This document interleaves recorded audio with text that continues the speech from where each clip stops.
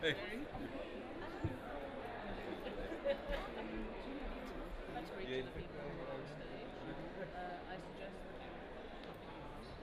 Well then, please, I'm sorry, we were going to have a nice one. So Many are already living on the edge.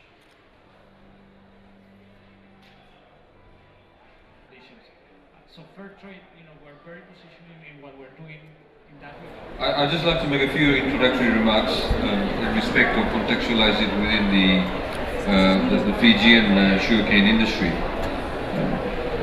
Only a few years ago, recently, we actually changed the way that we actually label the industry. We used to call it the sugar industry. We now call it the sugarcane industry, which is obviously a recognition of the fact that it's not only sugar that is a product of the plant that you grow, but there are obviously other uses for it too. The whole idea is to sort of philosophically adjust yourself to that idea, because we of course have our own challenges too. We do compete in the open global market now, in particular now with the Cotonou agreement coming off in Fiji, as you know, for a number of decades, has been getting a quota system, subsidized prices for entry into the European market. But now, of course, that all goes off this year. So we need to be able to reinvent ourselves. I think the other interesting point about Fiji is, of course, Fiji does not have large-scale sugarcane plantations. They're all small farmer holdings. You have 5, 10-acre farmer holdings, 15-acre farmer holdings, but generally hovers around 5 to 10. And also, of course, they're not run by companies, they're owned by individual families, and they have been there for generations. Some of them have been there for the past 100 years. And of course, now we do have an aging farmer population. So as farmers did well, the whole point was getting their children educated, and they would sort of go off the sugarcane fields. But it meant that less people are left to remain in sugarcane plantations. And the other point, of course, is that we've had some extraneous factors that has affected our sugarcane plantation, which is accessibility to land and tenure of land. But using that as a background, I think it then sort of couple that with climate change. So our ability to respond to the challenges posed by climate change needs to be put within the context of what the Fijian sugarcane industry actually comes from.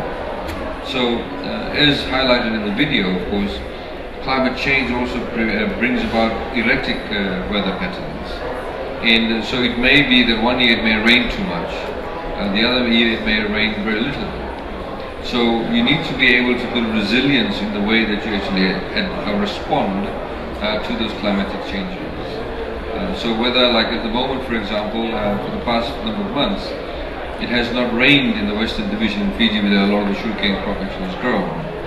So you need access to water tanks, you need access to irrigation. But this morning I received a weather report that the weather prediction now there will be a deluge of rain. So what that means essentially is that where it has not rained for a number of months, if you get a deluge of waterfall, that means you can get flooding. So it goes from one extreme to the other. And how we respond to that, how we build the resilience for that is obviously, becomes very challenging.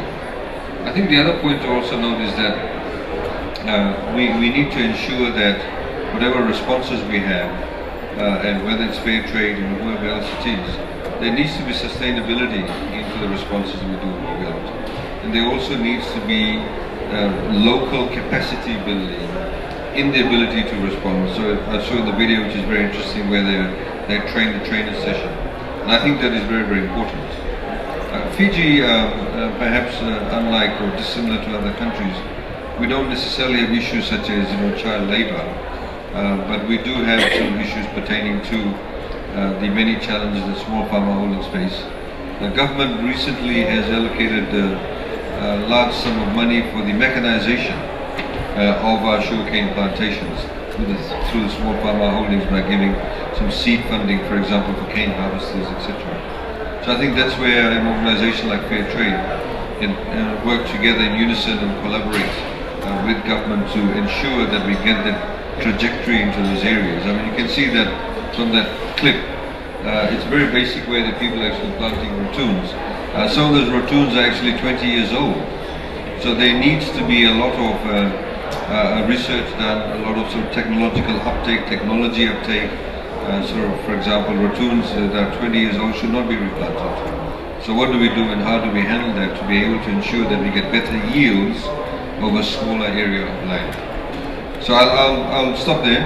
I'm probably going to keep it going, but I'll stop and let others go. Thank you. Thank you. And he'll talk a little bit about fair trade. Be here in Bulabinaka and they are organized in three associations. All of them is under fair trade, so still there is, and it's how they are competing in this war of trade.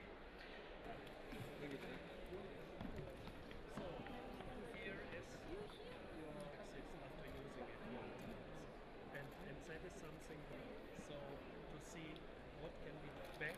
I need it. So thank you very much. Thanks a lot. And here. Thanks for thank you. Yeah, it was a pleasure. Thank you. Thank you. See you around. Nice meeting you.